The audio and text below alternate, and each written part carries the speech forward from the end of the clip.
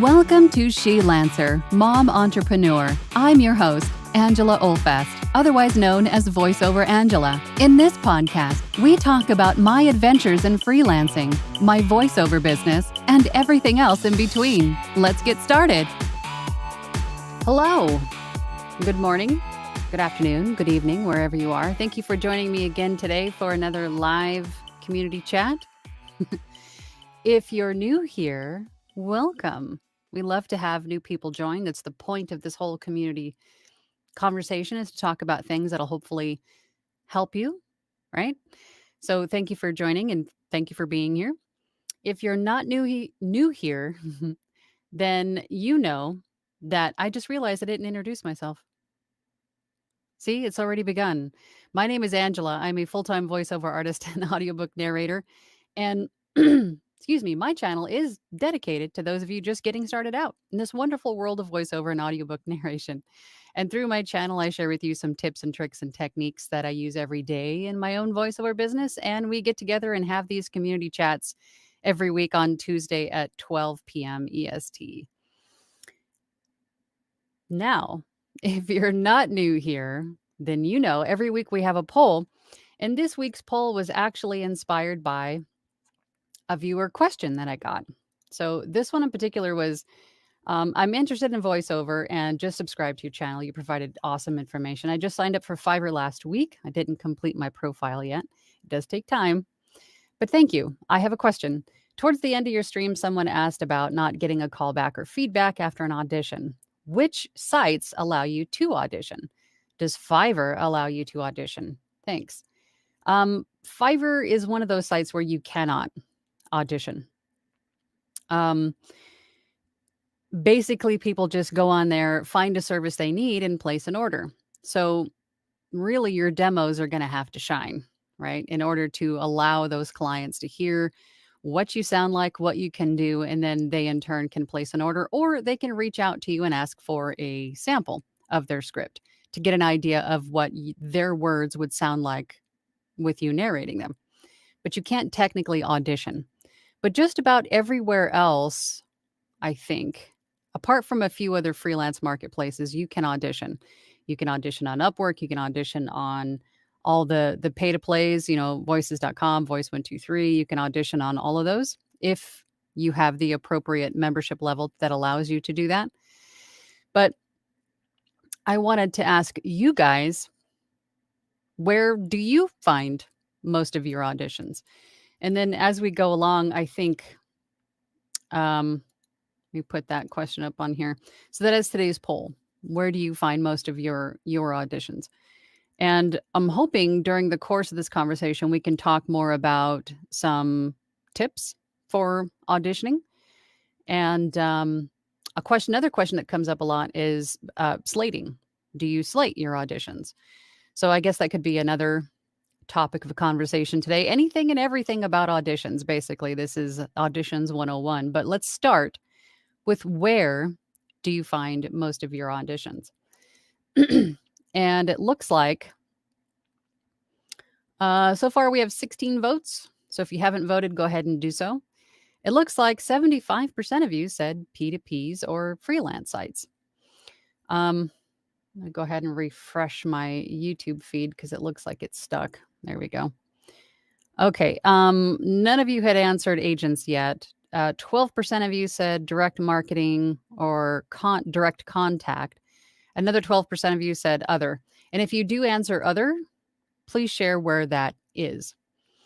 So let's see what you guys say in the comments. Let's see who's first in. Caesar is first in today. Hey, Caesar. How you doing? Since I'm still setting things up, people come to me. Kind of makes me feel confident about getting more work once I have all my ducks in a row. I think you're right, Caesar. I think with the very unique voice and talent that you have, I think that you are going to be a force once you have all your ducks situated. Caesar says, that said, hello, Angela. Hello, everyone. My hovercraft is full of eels. It's a Monty Python reference. I own neither hovercrafts or eels. What was it? Your mother was a hamster and your father smelled of elderberries? That's one of my favorites. Monty Python quotes. Joya's here. Morning, Joya. Still being the oddball, I said other because I work for myself more than I am concerned with finding work. If other work comes, great. If not, I have plenty to do and not enough time to do it all. That's usually how it goes. Rustic Hillbilly is here. Good morning. Good morning. Good morning. Thanks for being here. Pamela McDonald is here. Good morning, Pamela. Howdy, howdy. Queen Penguin is here. Good morning. Phil is here. Morning, Phil. Hey, Phil. How you doing? Mary HP is also here. Good morning. Happy Tuesday to you. Erica is here. Good morning, Erica. Good to see you. Oh, look at that. Platinum group is in force today. Glowen, good afternoon, all. And voiceover Angela. Coffee is fresh and hot. Speaking of which, if you have your coffee on hand, cheers to you, my fellow Java freaks.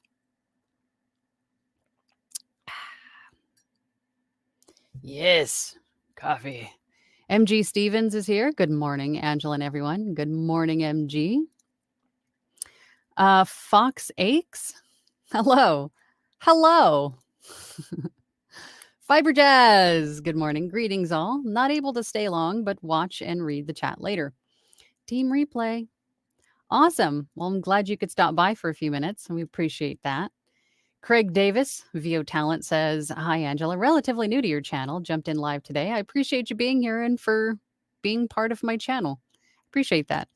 I think I joined to your Facebook group and have caught occasional streams or replays. That's awesome.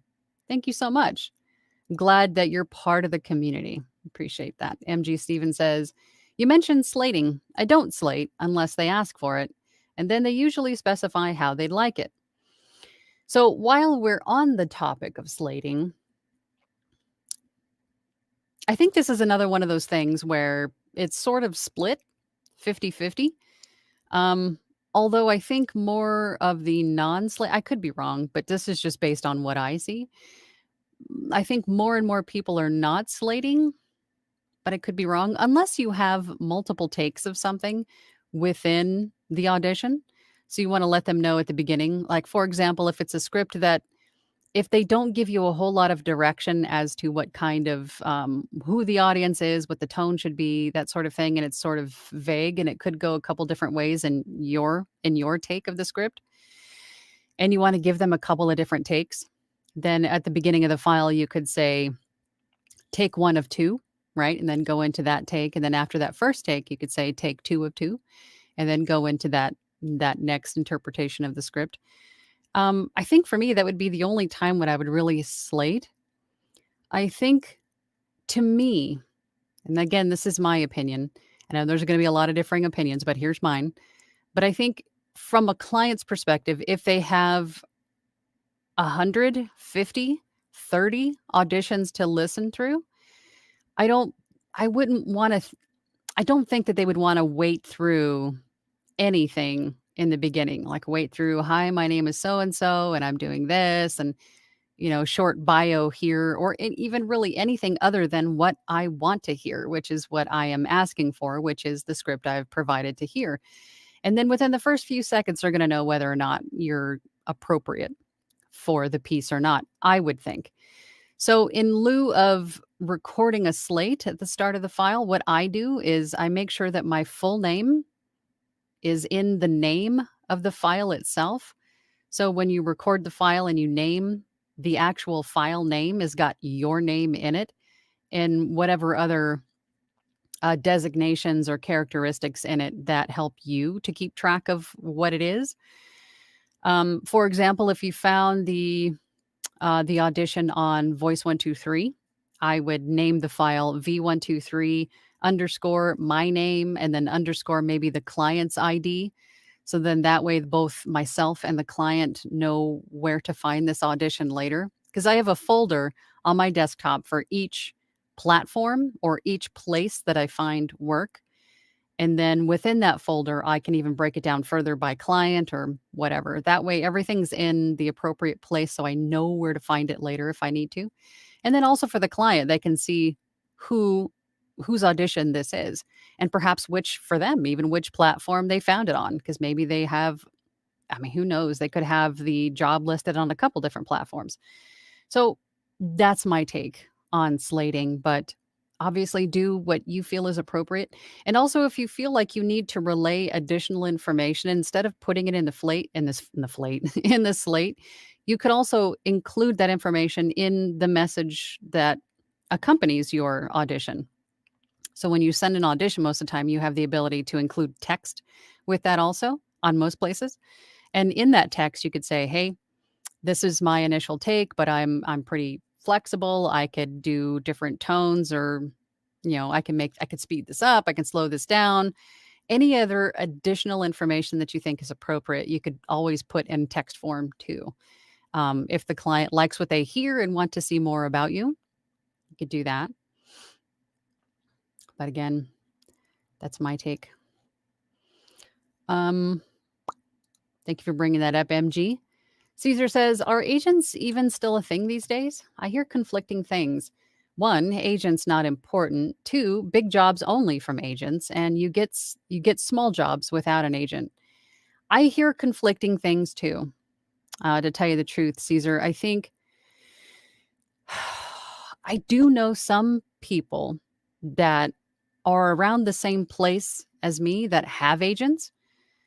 And within those people, I hear conflicting things that they don't see anything from their agents. And if they do, it's once a month or a few times a month. But then I have this other people that tell me when they have agents that they see weekly work from their agents. So I think, again, there's a lot of variables there. I think it may depend on where and who the agent is and how much work they see, perhaps.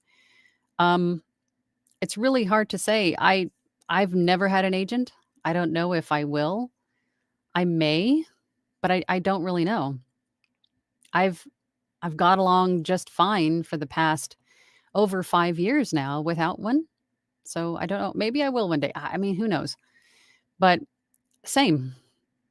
I wouldn't say that they're not important. I would say that the pay to play sites have sort of taken over some of that as far as just being the middleman and finding jobs to source. But an agent, I could see where you could build a relationship with somebody and have someone to rely on to be in your corner.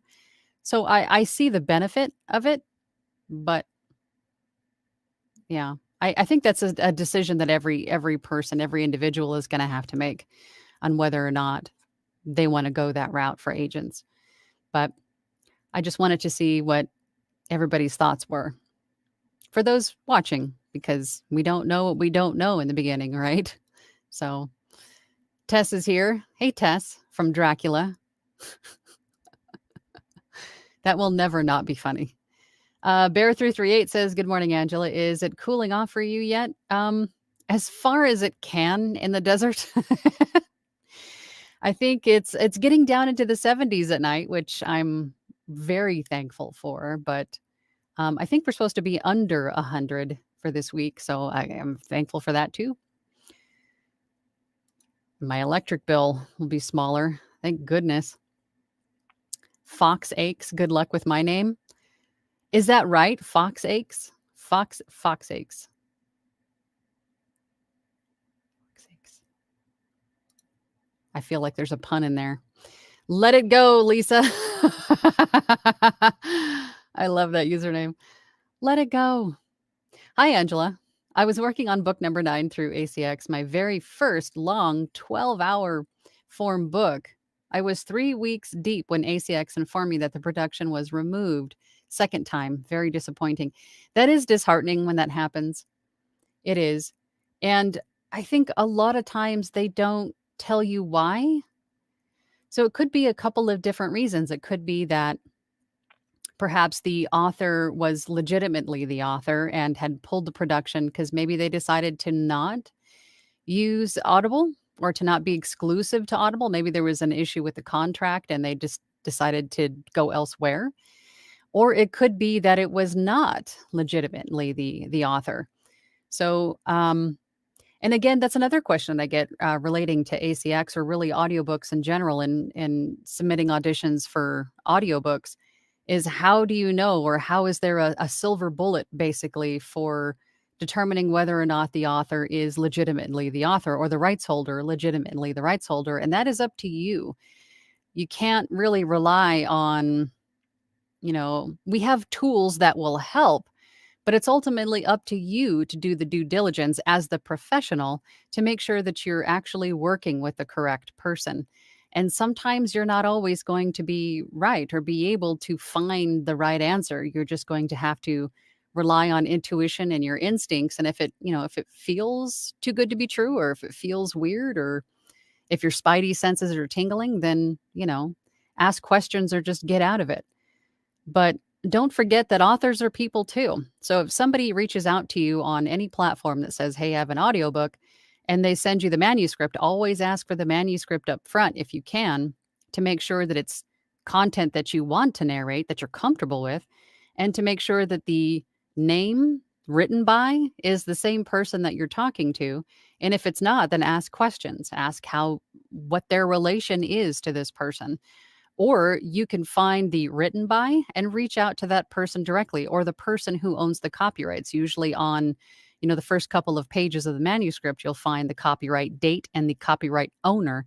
You can also find who that is and reach out to them directly just to verify that they are in fact looking for an audiobook version on XYZ platform, whatever it is.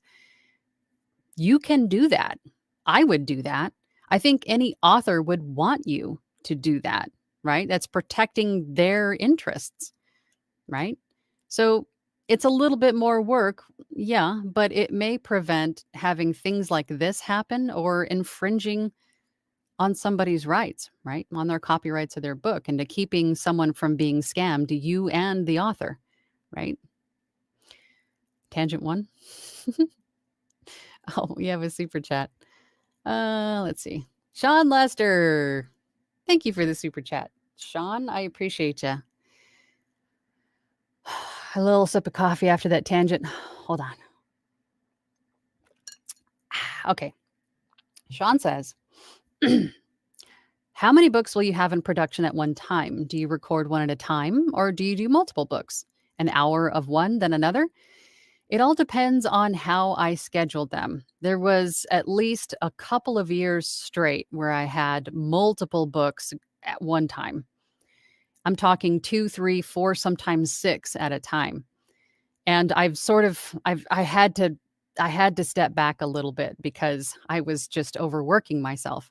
But to answer your question, it would all depend on what the due dates, timeframes, what they were about, how large they were. So I had to carefully consider the time I had available and schedule them appropriately. But for the most part, I would do one at a time, unless there wasn't any issue of mixing up characters or things like that. Again, I do a lot of self-help, like women empowerment, how-tos and stuff like that. I do a lot of those, biographies and things like that. So a lot of times there isn't a whole lot of character work. So for me, I can usually work on multiple at a time, maybe two at a time. But most of the time, I find myself going through them one at a time, just so I'm focused on the one book at a time. But again, this is something that you can figure out for yourself as far as what time you have available, what your availability is to do these. And as long as you're not mixing characters up, then, why not? I know there's a lot of other narrators that do the same. You see a lot of those narrators on TikTok narrating, they'll be narrating one book on one day and then live narrating another book on another day. So I guess it just depends on what you're comfortable with, I suppose. Thanks again for the super chat, Sean. Let It Go Lisa says, apparently the rights holder was not the rights holder. Second time this has happened, still moving forward though. And I think that is the most important takeaway, is that not letting that stop you. Because again, anytime that you make yourself available online, anytime that you anytime that you make any available online, it's susceptible to someone trying to pull the wool over your eyes, unfortunately. So, with just about everything that we do online, we have to double check, sometimes triple check, just to protect ourselves and anyone else that's involved. So, but just knowing that and expecting it and making sure that you do your due diligence to keep it from happening, not only to you, but the other party, just expect that that's something that's going to happen, but still have the positive mindset. Well, that's unfortunate and that really stinks. And I'm hoping that you didn't get super far through it before that happened. Um, but keeping the mindset, just the positive mindset, oh, that sucks, but I'm going to keep moving forward because this is something that I want to do. And don't let that stop you. Just expect it to happen, but keep moving forward. And I'm sorry that happened to you. That really stinks. Oh, got another super chat. Thank you so much. Who is this? This is Jonathan Bronsnan. Bronsnan? Did I say that right? I hate butchering people's names. I'm so sorry. Um, just appreciate your content. Thank you. It beats even the paid content out there. Please take my money. Thank you so much, Jonathan. I appreciate you. I hate I hate is a strong word, but I never wanted to be a person. I had someone ask me this yesterday, like, why do I do this? Why do I do this? Is it because I'm not making enough money with VO? And that's not it at all. I just don't like when there's a paywall. And I know that's a business model. I know what it is. I mean, if you have a talent or a skill or information, then, have somebody pay for it. But I think it's important, especially with our industry and any industry where you're isolated and alone and you can't really talk to other people in your household about these kinds of things because they just going to look at you like you have a lobster crawling out of your ear. They don't know what you're talking about. They don't know the lingo. They don't know the struggles. They may listen to you, but they're not truly going to understand. So I think with us, if we have a place where we can come together and just share information and just have a chat and it helps somebody, I mean, why should people have to pay for that? It's I don't know. Maybe that's just me. I don't know. But I appreciate the super chat. I really do.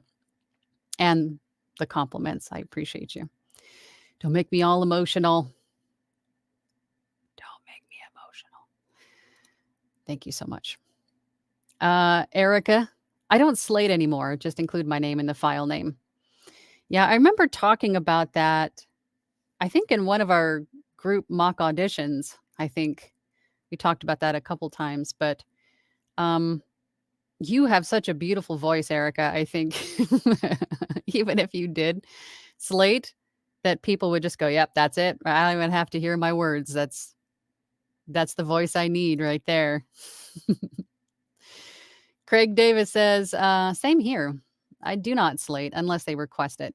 Usually, clients like to get to the meat of their project, and that's kind of what I was saying. They just want to see if you're the voice, and if not, move on to the next one. Or if you are, shortlist you and then go through them later. I would think, right? Yeah, same.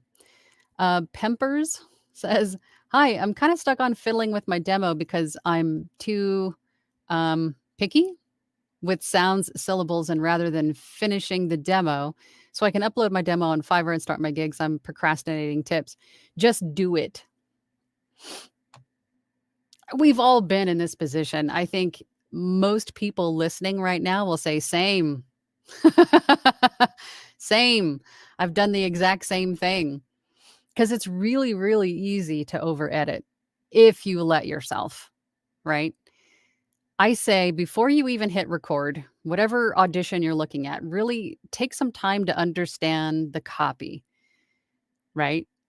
Understand who you're talking to, who you are as the narrator, and what is the intent of this copy? What is it that I'm supposed to be doing? Am I trying to elicit some emotion? Am I trying to just relay information? What am I trying to do? If you can have a firm understanding of those three things on your copy and then say it out loud a couple times, and then when you hit record, just let the genuine you and your perspective on it come through.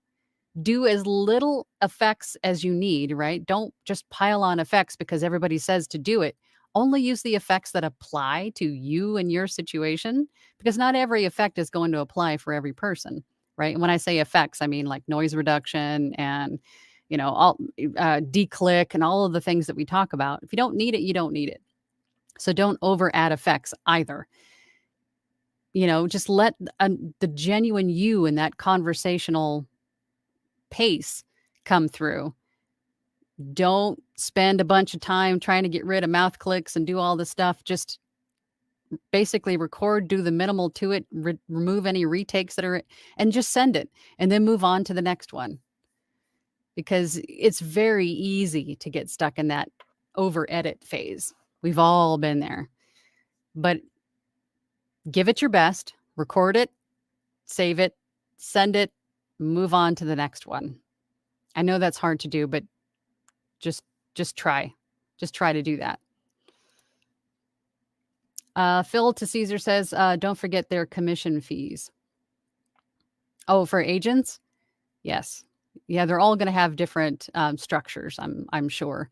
And not probably huge differences, and also in regions or geographical areas that they serve, right? Caesar says, at one point I was somewhat discouraged from getting that into VO because I was told that big jobs come from agents stateside. I was under the impression that anyone could do VO from anywhere in the world. You can, as long as you have internet access. Yeah, you could be a voice actor anywhere in the world. Of course. I think I can see how that statement makes sense. But I think, again, with all of the pay to play sites and the availability of people all over the world, anyone with internet access could be a voice actor. I think I was chasing a train down a different track, to be honest. And now I'm kind of lost. You pronounce too accurately. Not surprising. Okay, so there is. Oh, I just got it. I know the pun. Okay.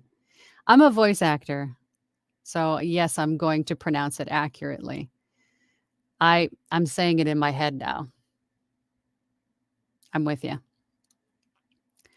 Very funny. John Serrano says, hi, Angela. Well, hi, John. Early on, if you got approached for a project that looks bad, really low budget and amateurish, would you do it? Have you done anything like that early in your career that you regret, that I regret? No, I don't want to go down that road. I think, especially in the beginning when you really don't know what you're doing and you really don't know what you should and shouldn't take, I still carefully considered everything that I took on. And if I remember a few things that I was approached with that were just, my red flags all over the place. And I said no, even though I was so desperate to get started and to get the ball off, get the ball moving. But I wouldn't say there's anything that I regret because I can't start down that path of regret. It's a lesson learned, and now I know not to do it again or what to look for so I don't get there again.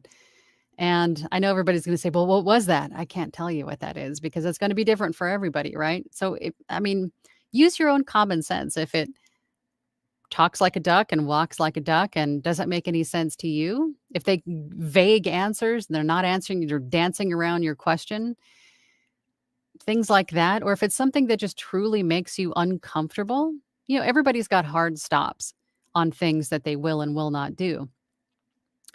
Right? Some people just can't get into political stuff. Some people just cannot get into anything with explicit content, either in just the words or, in romance novels, things like that, spicy books. Some people just can't handle religious stuff just because it may be different from their beliefs. Whatever it is, if it's something that makes you uncomfortable, then don't do it. Right? But I have been approached for a few things, and I think I had to carefully consider where it was going to be played, what was I saying, and if it offended me, where I felt comfortable with my voice being in that place. And then I would say yes or no. But I think everybody's probably been in that position once or twice. Phil says, had an email telling me rights holder has removed their book for auditions. They haven't selected a narrator, though. Happens more often than you think. Yeah, and there's a lot more people a lot more authors that I've been talking to that have said they're sending their book to Findaway instead of ACX. Everybody used to say ACX, ACX, ACX.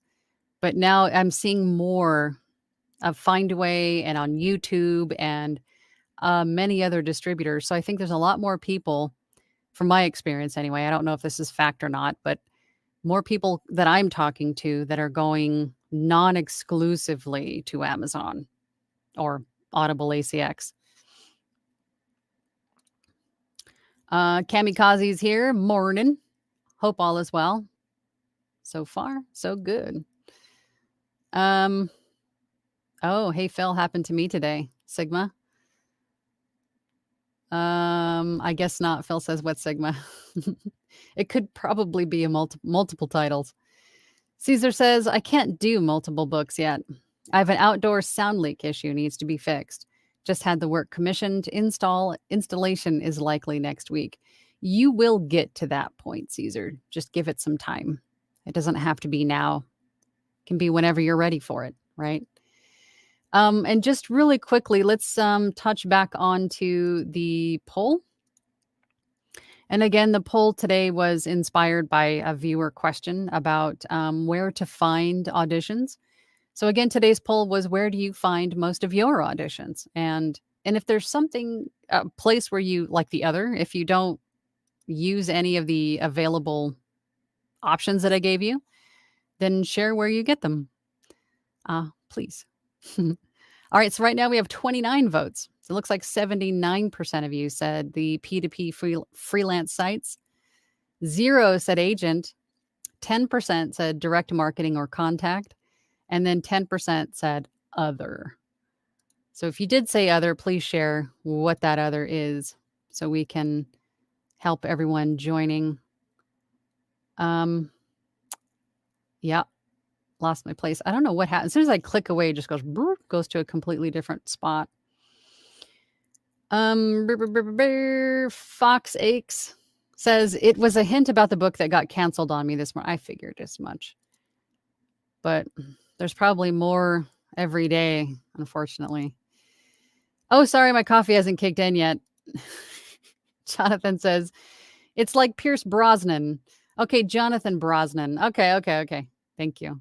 I appreciate you. No problem. First time for me. Well, I appreciate you being here, and thank you for joining with such a fun username. Something I say at least once a day. Erica says, thank you for helping so many of us. I'm going to make you emotional. So there, take it. No, don't do that to me. You guys know that I get all emotional. I'm just here to help. Truly, genuinely, honestly. It's not about the money for me. Pemper says, is it a bad idea to use 2 pieces of the same genre in a demo, but read it in a subtle different tone or character? No, I think what I typically do with audiobook demos is I'll have one that's got pieces of a lot of different things to show my range. And then I'll have another demo that's got pieces of one genre. Like I'll have one that shows, a little bit of everything. And then I'll have another one that's just e-learning or self-help rather. And then I'll have another demo that's just children's books. Then I'll have another demo that's just something dramatic, horror, right? Then I'll have another demo that's just romance or love stories, that kind of thing. You could do that, or you could do whatever you want to do, right? But the whole point of the demo is to highlight your ability to the client so they can hear what you're capable of doing. That is the sole purpose of a demo. So make it however you want to. Just make sure that your best stuff is on it, because that's what your clients are going to hear and base their decisions upon. Caesar says, the great thing about this community, and especially Platinum, is that I actually have ability. Yes, you do. It's an amazing feeling. The workshop activities and challenges help hone my craft. Well, That was my intention, not only to help and sort of open eyes a little bit as to what you can do and what maybe you thought you couldn't do, but now realize you can do, like some people I know. Or I should say, and we have a lot of fun in the challenges and activities that we do every week. Thank you, Caesar. Fox Egg says, it's not what you think of the demo, it's what the listener thinks. So try not to judge your own stuff and post it. You'll find out what people think soon enough. That's what's important.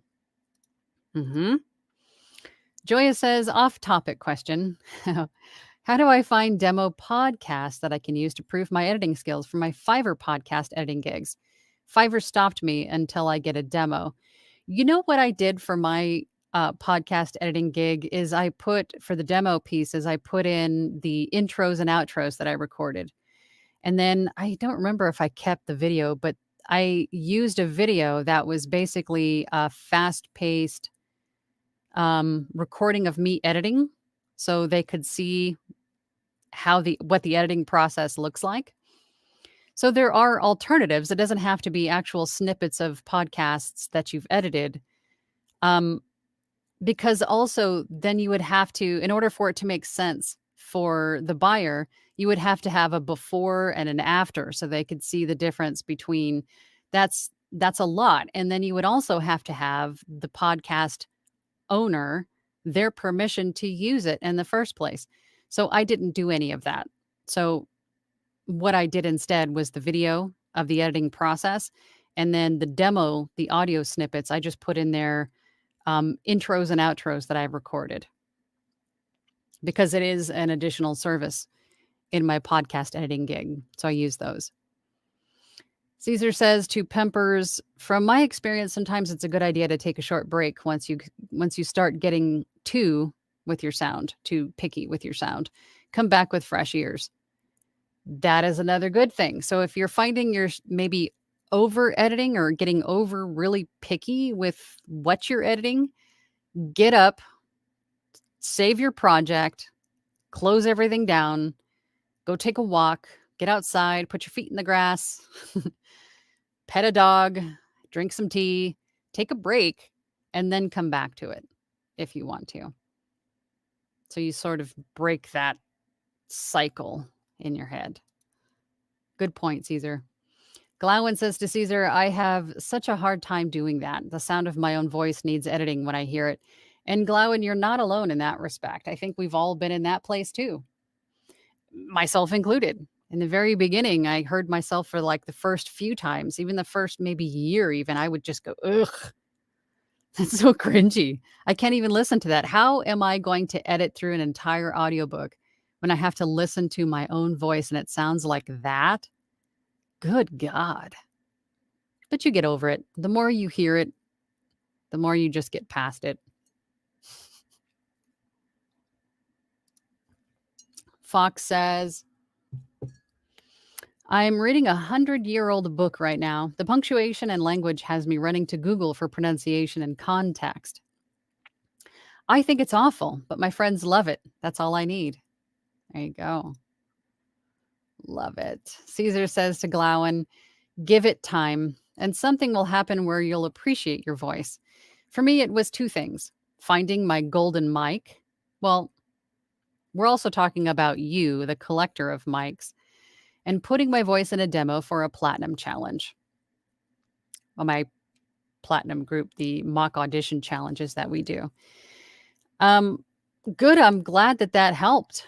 And that's sort of one of the points of doing that is also to making sure that we all talk about how to audition, how you should audition as far as, all the technical parts of it, but how your audio quality sounds and your performance in it. And all of these things help to, like you said, hone your craft, but also to show you that you don't sound the way that you think you sound, that you actually sound good and not like you do when you have that criticizing voice in your head going, oh, you sound like garbage. No one's going to hire you. But you finally hear that, no, that's not fact. That's not the truth. You actually sound amazing. So you can just take that little inner voice and just flick him across the room. Tell him to shut up. 24/7 Dom Angelo says, if I'm brand new to ACX, should I hide the fact that I'm new to this or should I mention this in some way? Not really sure what to say about myself to fill my profile. That's a very good question regarding ACX. When you're filling out any profile in any platform, don't say that you're new. Don't say that you're new or just starting out or anything that's going to indicate that you're new. Because even though that's you're being honest and transparent, which I always say to do, you don't want to inadvertently give the wrong idea to someone who may not be reading everything in your profile. They may just see that one statement and then not even bother to listen to anything because you're telling them, I'm inexperienced. So they may not think that you know what you're doing or that your audio quality is going to sound bad. I mean, who knows? That more than likely isn't the case, but you don't want to set or give the wrong impression up front while you're just getting started, right? Focus more on what you can offer the client. Make it customer centric. Always the key in sales. What can you do for me, right? As the buyer or as the seller? Meaning, I have high quality equipment. I can offer you a fast turnaround. My voice sounds like this, right? I have this kind of accent. What can you do for the buyer? Make your bio very customer centric instead of, hey, I'm brand new, help me out. Glowin says, my platinum group is October. Need to get my setup finished so I can participate. Really want to do this. Are you in what are we doing? Are we in Echo? We're in group Echo right now, I think. You're not in Echo, are you? I think you might be. You have until Sunday, if you are in group Echo, to turn in your mock audition. You got this, Glowin. Tess says, I've turned down one gig to a reputable company that almost brought me to tears to say no to. It was legit, but I was going to have to sell my soul for 8 months to make it work. Has to be right for you. Very well stated. And I've had to do that too a couple of times when I was just too busy. There was no way to make it work. I had to turn down a repeat client who has worked with me for a long, long time. It was a large chunk of money. I had to turn it down because I just, as much as I wanted to, just did not have the time for it. I had to let it go. And that's going to happen. They didn't have the time to wait, and I didn't have the time to do it. Sophia says, I'm just starting, but I've been looking at the freelance sites. There are a lot of them. There's literally over 100 of them. Lots of them. So make sure that you look at them all because they all get their piece of the pie, right? They're businesses in and of themselves. So every single one of them is going to get a piece of the pie some way or another. Some of them take a percentage of what you make. Some of them will charge you an annual or monthly or quarterly or biannual fee for membership and take a percentage. They're all structured a little bit differently price-wise. So make sure that you have a good understanding of how that works. Some of them even will collect the funds in escrow and then release them to you once the customer is satisfied. Some of them you need to invoice the customer and follow up with being paid. So make sure that you understand how they work is my best advice for those. But yeah, and do the research on them. If you're in voiceover Facebook groups, which I always recommend, if you're looking at one that maybe you're just kind of having a weird feeling about, ask the people in your group, hey, does anybody have any experience with this site? What is your experience with it? And then maybe that'll help you make a decision on whether or not to join. Erica says, I finally joined Voice 123 at the lowest tier, $3.99. Getting auditions. Oh boy. Excuse me. But most come through in the middle of the night. Is that typical? So frustrating. That's pretty much what I've seen too. But remember, these sites are global. They're worldwide marketplaces. So that's something that is going to happen. And also keep in mind that there are than yours, and the higher tiers are going to see the auditions before you do. So by the time that you actually see those auditions, they've probably already met or exceeded their desired number of auditions anyway. So if something does pop up right away, then, I mean, it's always still a good idea as long as there's still, and when I say the number of auditions they wanted on some of these sites, the job itself will say how many auditions that they want to receive. Maybe they'll only want 50, maybe they want 100, and maybe if they did want 50, they've already received 60 of them. If there's something that you really, really want and think that you're a really good fit for, why not? If it's only going to take a couple of minutes. But I feel like I'm getting sidetracked and my train is derailing. But to answer your question, I think that is fairly typical and it is frustrating. Fox says, have you ever considered doing a talk version of this chat using Discord, for example? We have a Discord for my platinum group, and I'm on a few other Discords, but to be completely honest with you, and I've said this before, with all of the different places that I'm already available to talk to people and to answer questions, I don't know if I have the bandwidth for another one. I'm already starting to fail miserably on keeping in touch with people on all the places that I'm available on. I don't want another one to make me look even worse. But I have considered it. It's been brought up a few times, but I'm trying to not overwhelm myself. But thank you for the suggestion. Facebook user, this is Colette. She says, Caesar, you're going to be amazing. As we already know, Caesar, you are amazing. Fox says, I'd just really like to hear the other folks here, to be honest. Oh, like their voices? Mm-hmm. That's a good point. And I can tell you there's a lot of people in this chat that are in my platinum group. So we get to see each other's faces and hear each other every Thursday. Or what we could do, I mean, I don't want to have to do this, but we could have I'm getting ahead of myself. But YouTube has the ability to have like a membership too, but I don't want to put a paywall on that. I'll see if I can figure something out, but anyway, Pamela says, please punch that like button. Yes, punch it right in the eye. Thanks, Pam. I'm not one to self-promote myself. It makes me feel weird. Facebook user, this is Colette. She says, glowing right there with you. Joya says, thank you. Determined to get my Fiverr gig up before Thursday's meeting. Still writing last week's motivational meeting. Good. Good. Yeah, so you got to just think outside the box and how you can make it work. Queen Penguin says, I've been using ChatGPT to create commercial scripts to create my first DIY demo for Fiverr. Thoughts? I mean, you can, I suppose, but,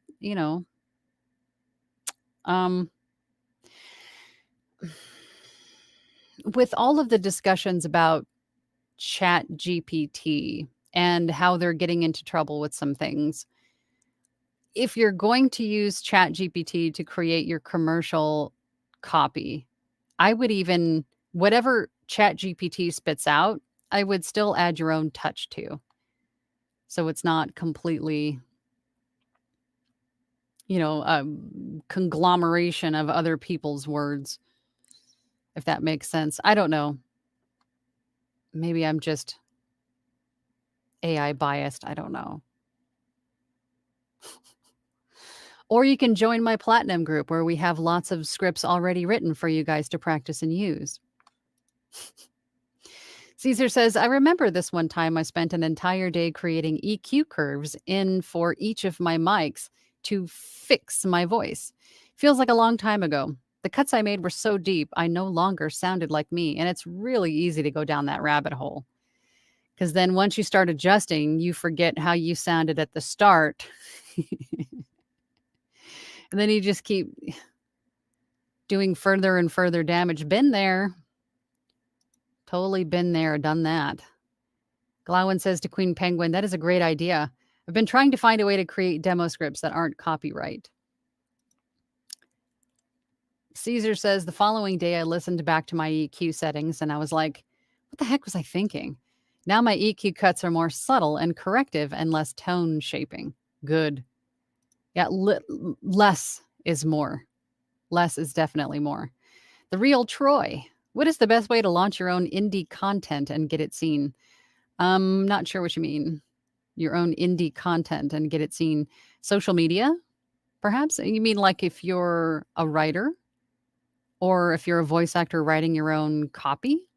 Social media is what I would think. Podcasts.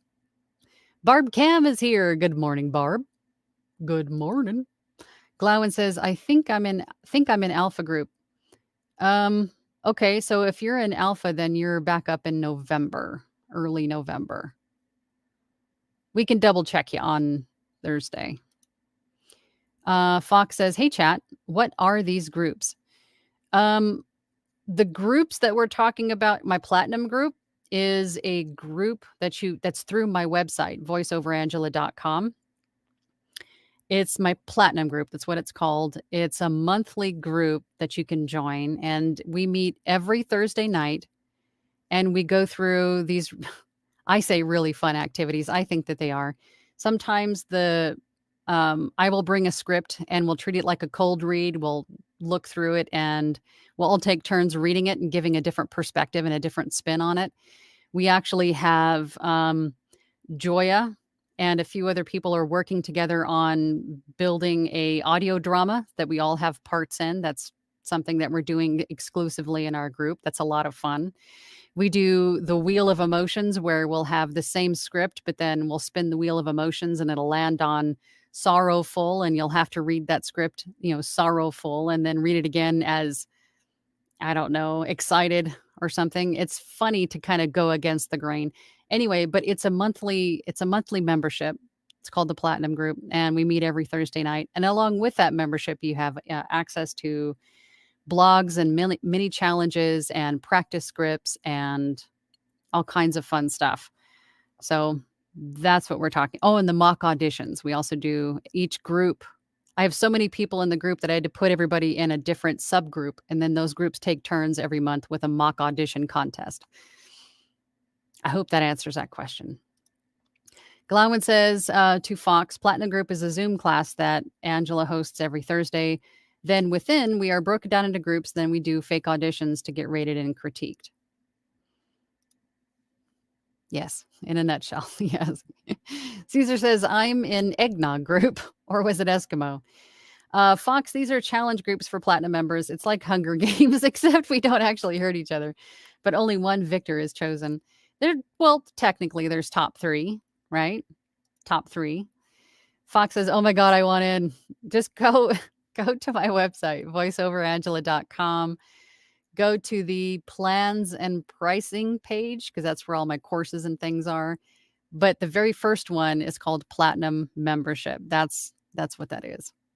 And all of the meetings are recorded. So if you can't attend, if you miss one, they are recorded. You can always catch up on it on the next day. Caesar says, thank you, Colette. I appreciate you very much. Colette says Thursday nights are so fun. Yes, a lot of people in here are in the Platinum Group, and we have a lot of fun. It's not all stuffy and sterile. We have a good time. Everybody brings an adult beverage. It's very casual. We have a lot of fun. We have a lot of laughs, but we do get the work done too. Phil says, if you want to hear my voice, you can by checking my book, Cross of Destiny by Phil Sun, available now. Nice little plug there, Phil. Getting better at that. I'm proud of you. Caesar says to Phil, glad to see your promos are no longer being blocked in chat. Yeah, you can't put links in the chat, but you can just type it all out. Bear says, so I have a question that is making me bang my head against the wall. What is your opinion of practicing on my phone or PC headset? Is that going to create bad habits? Yes, don't do it. Don't do it because the whole scenario, the feeling, where you're sitting, the sound, everything is so different. I think you want to get accustomed to sitting in a certain position to make sure that you can, use your diaphragm, that you're straight, that you're, not only your seating position, but your mic placement, the room itself. I mean, I would say that's a bad habit that you don't want to start for sure. Bear then says, on a side note, when people ask me why I do this, I tell them I do all my best work from a padded room. That's right. I get I talk to myself in a padded room all day and get paid for it.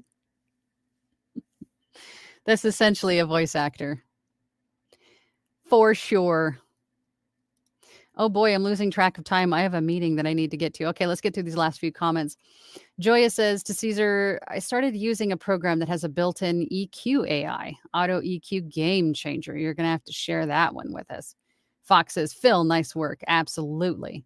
Caesar says to Bear, not so much bad habits as it may not be an accurate representation of your final output. Yes, I agree, and that it would be one of the reasons why I would say that would start to create bad habits. There's, I think, a lot of other factors there that I don't think you should start to get comfortable with, if that makes sense. Caesar says to Joya, oh, wow, tell me more. Yes, you must share, Joya. Phil says, thanks, Caesar. Thanks, Fox. Queen Penguin says, I understand the apprehension against AI. My idea was to create fake commercials, video for faux companies and all. Oh, okay. I wish I had recall commercials to showcase, though, or real commercials to showcase, though. And you will. You will. Just keep doing what you're doing. You will get there. Joya says to Caesar, Discord after meeting. Bear says, okay, thank you. I'm just impatient waiting for my mic, etc. I understand. I completely understand that.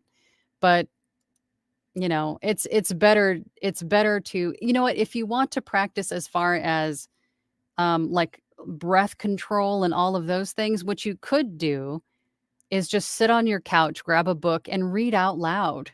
Read a book out loud. Read everything that you come across out loud. So if you're washing your hair and you're waiting for the conditioner to do its thing for its 2 minutes it has to sit, read the conditioner bottle. Read out loud and practice out loud. You could do that. For sure. All right. Last two comments. Glowen says, I'll be there too. I need to see this auto EQ. Tess says, thanks, Angela and everyone from Dracula. Caesar says, I've tried reading everything out loud, drove everyone around me nuts. Yeah, it does. It does that to me too, for sure. Everybody's like, you're so annoying. All right, y'all. So I will be here again next Tuesday, same bat time, same bat channel. And until then, I hope everybody has a great week. And I'll see you all then. Bye. Thank you so much for listening today. I really appreciate it. If you have an extra moment, please feel free to leave a review. We'll see you next time.